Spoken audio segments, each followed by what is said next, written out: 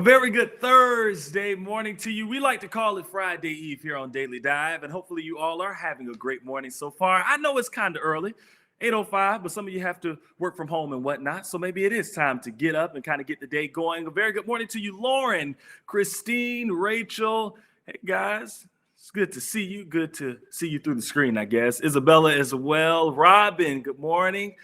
And Summer, good morning. So joining us today, Miss Katie Jeffries is in the building. This is what I'm talking about.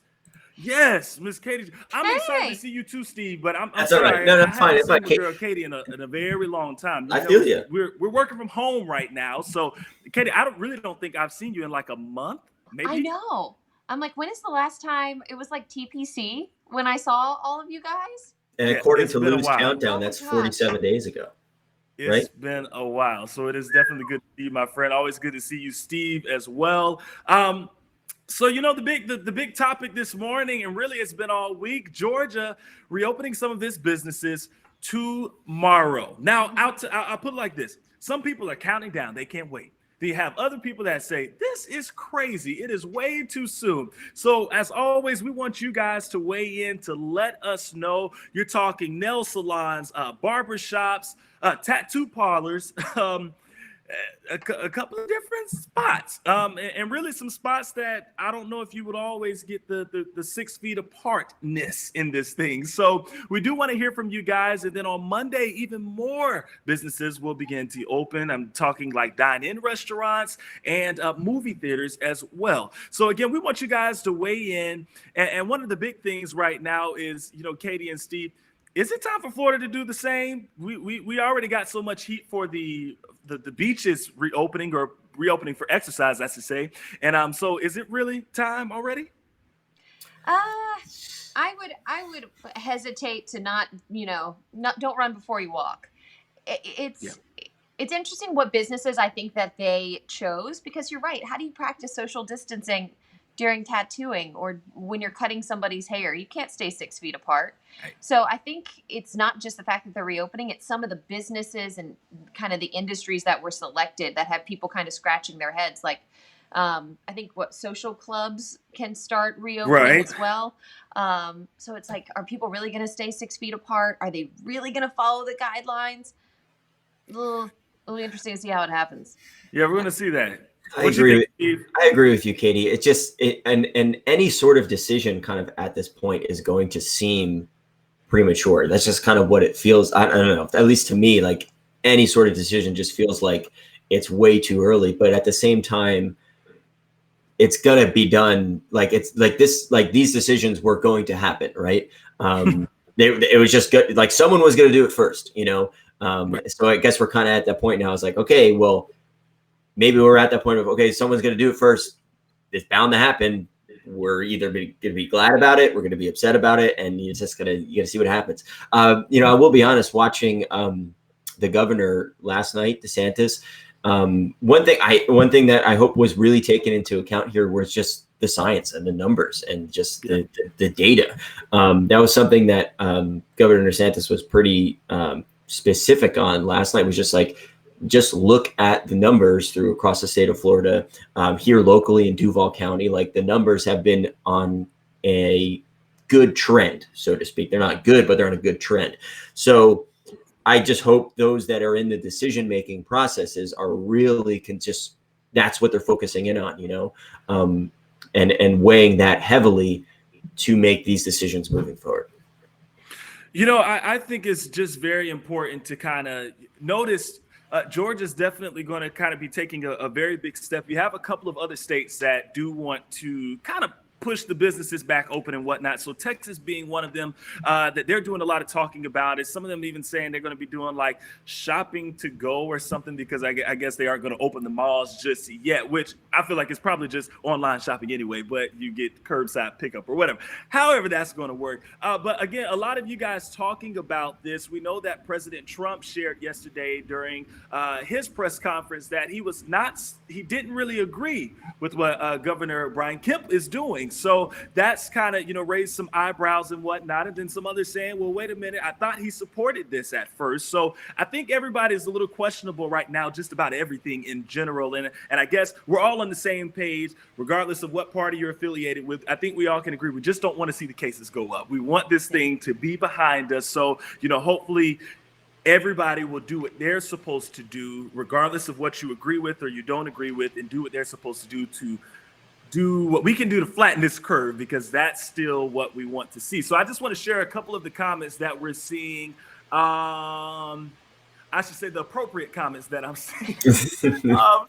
We're getting fired up here. We're getting fired up. Right. So Jasmine saying, I pray Florida isn't going to be second. And Jasmine, a lot of people were looking at us crazy because we decided to give a go with the beaches and whatnot. Now we know that gained a lot of national, international attention, and a lot of those images and some of the videos were old that people were using, or it was all about the perspective. And if you caught it from the right angle, it looked like everybody was this close to each other. But then in reality, as we show drone footage, our very own drone footage, that wasn't necessarily the case. And it's important to note, on the beach, you can stay apart. It's not like you're inside a salon or inside of a business where you're kind of in an enclosed space. At least at the beach, you can have some space. Yeah, and I will say it's just like we're allowed. You're allowed to go walk your dog around the neighborhood. You're allowed to go for a bike ride in the neighborhood, go for a run. Like, that's kind of my therapy. Is, let me go run around the block. The other day, I was like, let me just see if I can go get that beach run in, and I did, and I was like, wow, this is no different than what it's like in my neighborhood. I pass people in the neighborhood all the time. There are people out and about, but it's not that many. So I agree with you guys there. I also want to point out, there was a really comment here. Aaron just said, I'm going to continue my home routine. That's also a really good point. Even though businesses are opening, that doesn't mean you have to go out and go to those businesses. If you still feel unsafe and you still don't agree with that decision, then you could still have the privilege and the ability to stay home. And if you do, so you have kind of that choice there. Some of us don't, which is kind of the unfortunate spot. But yeah, sure. Yeah, that's a very good point, Aaron. Nobody's forcing anybody to put on clothes and go outside. You are truly free to stay on the inside and, stay isolated right now if you choose to do that. Mary says cute headphones, by the way, Steve. But Thank you, Mary. I think, it's great that we live in a place where we do have those options. We are free to have choices and whatnot. But again, I understand where everybody's concern is, and I get why it could be, kind of up in the air about, do you decide you want to do it? I'll be the first to tell you, I am so ready to get a haircut, guys. I am used to going to the barbershop once a week and still giving myself a tape up and whatnot, or a lineup, throughout the week. And I've been going crazy. I'm ready to get this stuff off of my head. You know what I mean? But I also understand that it's important to be safe. So I'm okay with chilling out a little bit. And I say this because this has been a meme that's been floating all around on, I guess it wouldn't be a meme, but something on social media has been floating all around talking about, listen, if you know who else does haircuts and nails and stuff? Morticians. They're like, so stay away from everything right now. I saw that. You know what I mean? Because you don't want to deal with this. And again, we just want everybody to be safe. So if you happen to be one of those that plans to go out there and, as Georgia is reopening, just be sure you're staying safe. Keep that distance. Make sure you're washing those hands. And if you just don't feel comfortable, just don't do it. Stay away from it. So also another big talker this morning, police in Connecticut are trying out some brand new technology. They want to find a different way to detect COVID-19 by using drones. Drones. So let me just give you kind of an idea of what all that will look like. So the technology would use sensors to be able to detect fevers or high heart rates and even respiratory systems and sneezing from 190 feet away. I don't know how that's going to work. I don't know how I feel about that. I see the idea of monitoring people, from a distance. I understand the value in that, but it just seems a little, I don't know, big brothery. A little too much. just a bit much. Robots gonna take over the world. Yeah. I agree with you, Katie. Is that what they're really doing? Is that what they're really doing? Maybe it's a way. They want to be able to. to monitor from a distance. So they figured that might be a cool way. Now, I'm not sure quite how the sensors and all of that stuff works, but I mean, still just the idea that it'll be able to detect your fever. It'll be able to detect when you're sneezing. I mean, I can detect that too because I can look at you and see if you sneeze. But I mean, the whole idea of the fever and the heart rate and stuff is just like, whoa, that's a little crazy. And then, of course, this is the technology, taking over. So then what? Do they track you down? Like if you're sneezing and you have a fever, is there a cop car that rolls up? I don't know about that part, but I think it's more just so they can know, if you've been in the same place with other people. At least we know, oh, Brooks was in the room with Katie and Steve at that time. So again, who knows? I don't know if there's a piece to this thing, because I just wonder why a drone and why now? Why? Like maybe it's their way of finding hotspot. Maybe it's their way of finding hotspots locally. Like we could see hotspots across the country and cities and states and all that stuff. But it's like, okay, like let's get down into the neighborhoods. Maybe that's their way of doing it. I know if you go Florida site has like you could type in your zip code and then how many cases are in your neighborhood. And I think that's incredible to know the specifics like that. So maybe it's their way of kind of monitoring that and approaching it that way. I don't know if you guys have seen that. Have you guys done that and like gone to the Florida site and typed in your zip code and it shows shows the specific cases throughout the county in each zip? I was like, that's fantastic, It's going to show you. And matter of fact, I happen to be in a zip code that's a little more of a hot spot here in Jacksonville. I don't know why we're number 2 on the list. That's not good. So I stay on the inside for that reason, because I don't want any problems. I don't want to run into any issues. Look at hold on, what did I see? Deborah saying, I have allergies, and this is allergy season. Right. So I see a lot. The drones will be following you. Right. Yep, they're following you, and it's not because you have COVID-19 necessarily. It's truly because you have allergies. It's the grass weed. It's not me. It's right. Like, it's not me. So speaking of movie theaters, coming back on Monday in Georgia, drive-in movie theaters. Did you guys grow up with those? I've been to one once. Been to a couple, yeah. But not regularly. So you know how you change the radio station and then that's how you get the movie. Then you just look up there at the big screen and you're just in the car. So what about them making a comeback? We know with so many theaters and whatnot that are closed right now because of COVID-19, now movie theaters are going to be coming back eventually, and some faster than others, but some people just don't feel comfortable being in a place where you're sitting so close to each other, and it'll probably be a while before people are more comfortable. So drive-in movie theaters could be making a comeback, and in some countries they're already starting to make a comeback. Instead of opening the traditional theaters, some folks have gone back saying, look, I am just going to switch this thing up, and we're just going to bring the drive-in theaters back and see what happens. And I'm here for it. I'm like some of the other people commenting. Robin saying, yes, I love drive-in theaters. Totally, I remember I remember going to one as a kid, and I don't even remember what movie we went to see, but I say this might be the perfect time to do drive-in. Love it. And usually it's cheaper too, save some money. Yeah. And you bring your own snacks, right? I was going to say that. How does all that your work? popcorn, all your candy, right? I think, I don't know, maybe some look in. Yeah, you can bring your own stuff. I think they usually have like a bathroom or like a little food stand there if you want to get out of your car and get some stuff.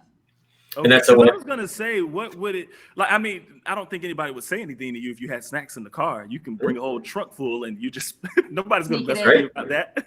That's great. Yeah, I say drive-in theaters. Let's bring them back. Now, if you had to pick a movie that you would want to see at a drive-in theater, what would that movie be? Let's start with you, Katie. Golly, I don't know.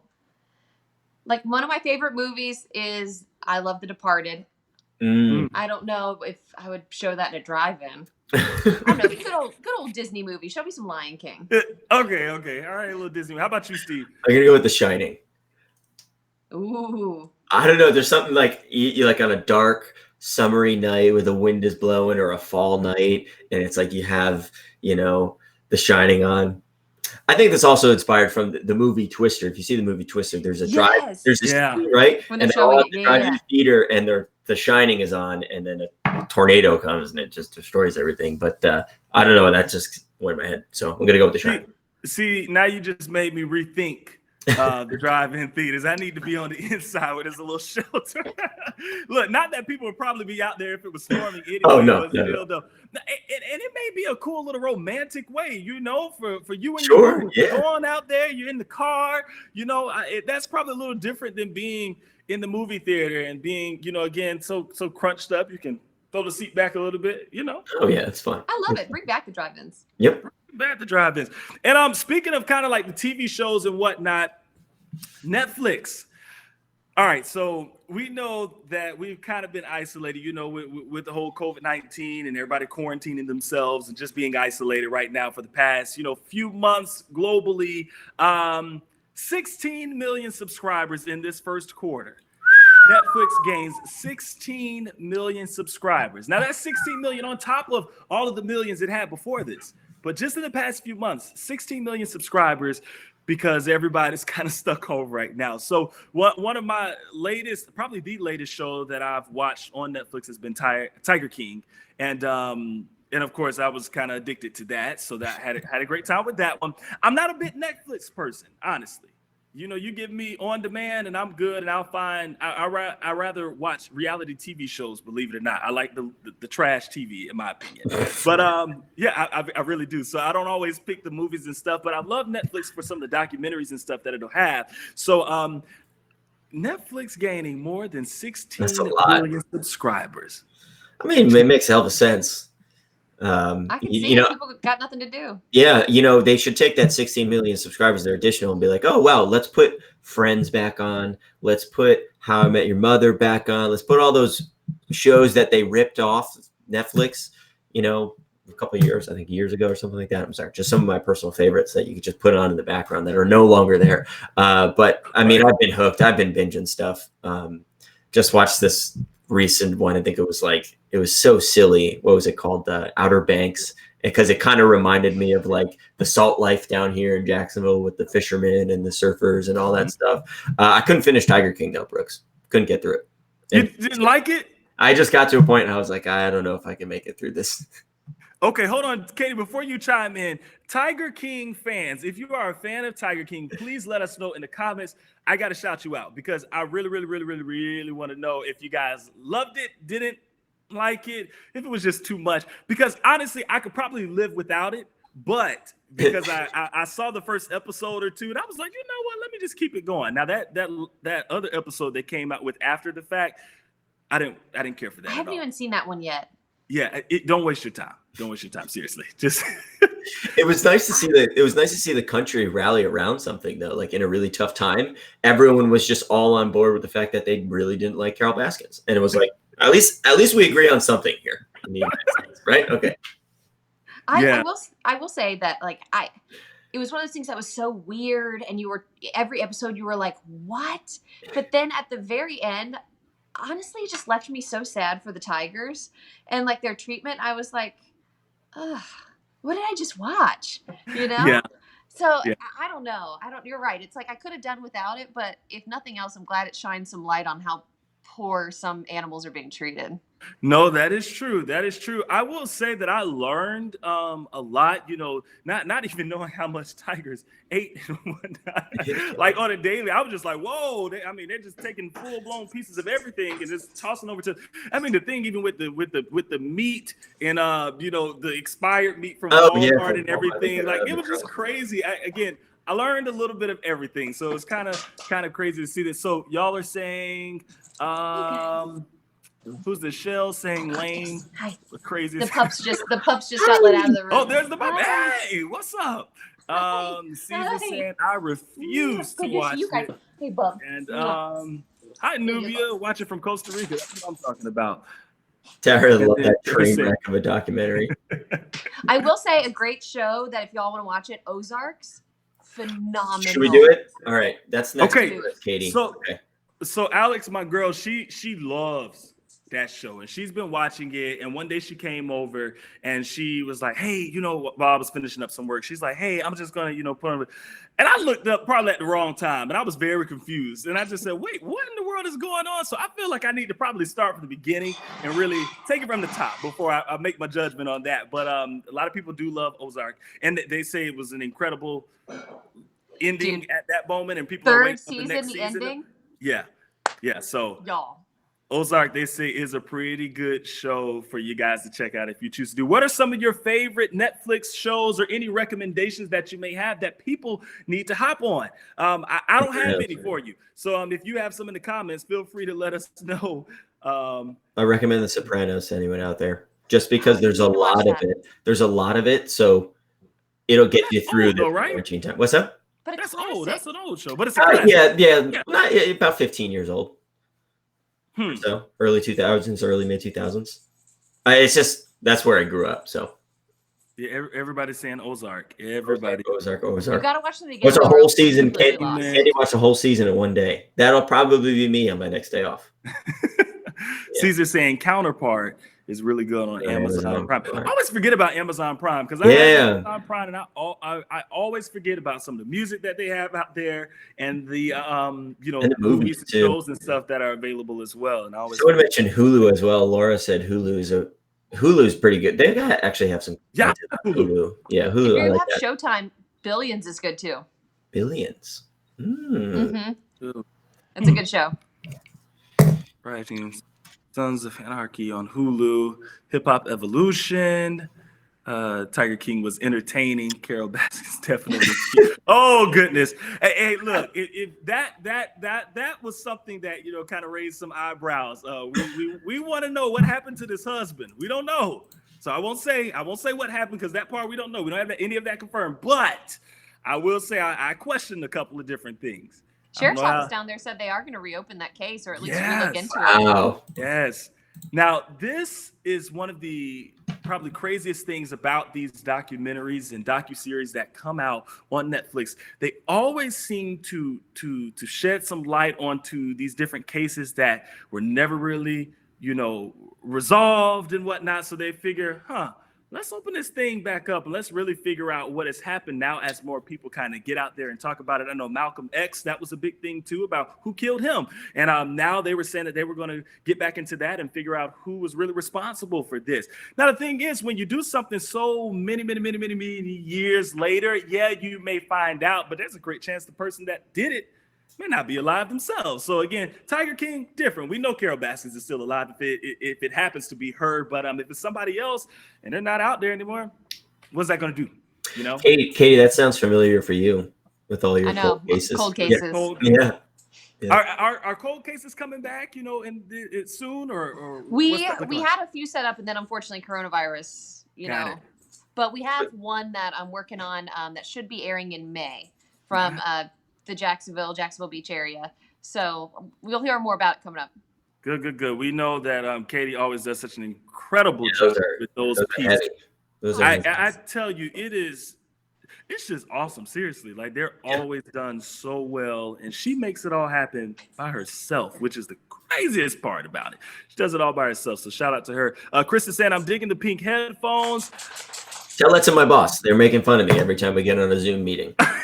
I've been taking a lot of flack from the bosses lately about my home studio and setup. So I'm going to use all your comments as collateral. Appreciate you. I think you need to go on and just build the bank, Steve, and put them all together and shoot them over to the bosses and let them know. And they won't mess with you anymore. That's how it works. Guys, we do appreciate you so much for joining us. Thank you, Katie. Thank you, Steve, as always, for being here. You both are so amazing. It is Thursday. You've been watching Daily Dive, where we literally get to dive into all of the latest trending topics of the day, of the hour, of the moment that we're living in right now. So until next time, we're here Wednesday through Friday at 8 o'clock. But until next time, stay safe, wash your hands. We'll see you.